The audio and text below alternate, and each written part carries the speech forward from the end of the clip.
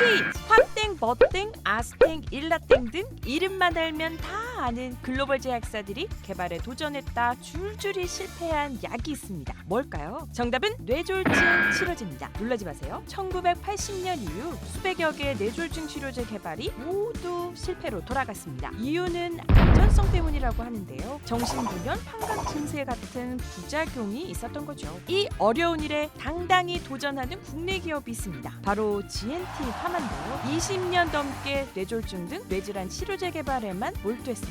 드디어 20여 년간의 연구개발 노력이 드디어 결실을 맺으려 합니다. 첫 치료제가 곧 시장에 등장하는 겁니다. 첫 번째 약은 바로 반려견 치매 치료제인데요. 현재 임상 3상 진행 중입니다. 작년 말에 우리가 이제 농림축산검역본부에서 임상 3상 승인을 받아서 현재까지 진행하고 있고요.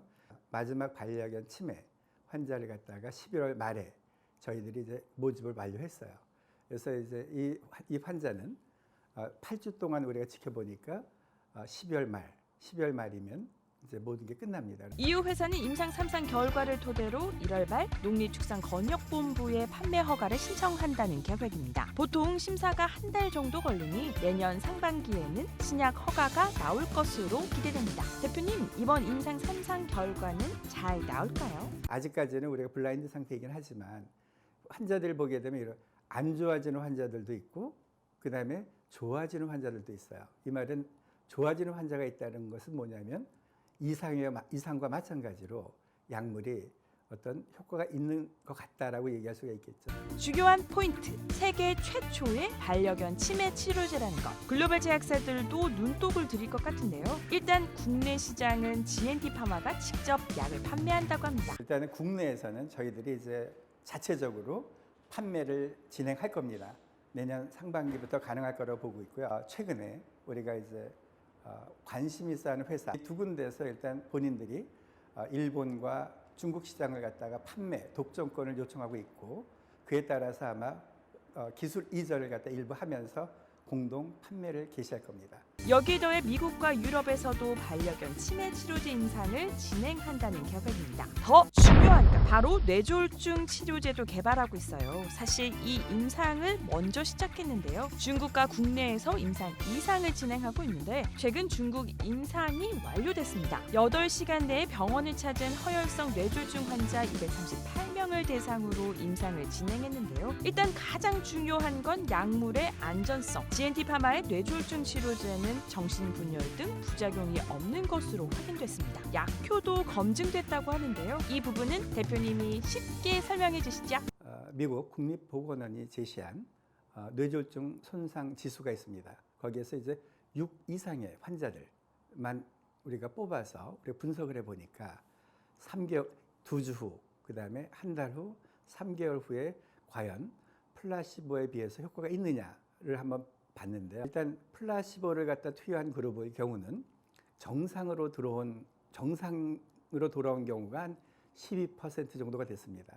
그런데 뉴이처를 투여한 고용량 그룹은 일단 그 정상으로 돌아온 환자가 25%에 이르렀어요. 그래서 2배 이상 좋아졌기 때문에 효과가 있는 것으로 나타났습니다. 이제 마지막 관문만 남았습니다. 바로 임상 3상. 중국 임상 3상은 언제 시작할까요? 임상 신청을 할 때 1상, 2상, 3상 동시에 신청합니다.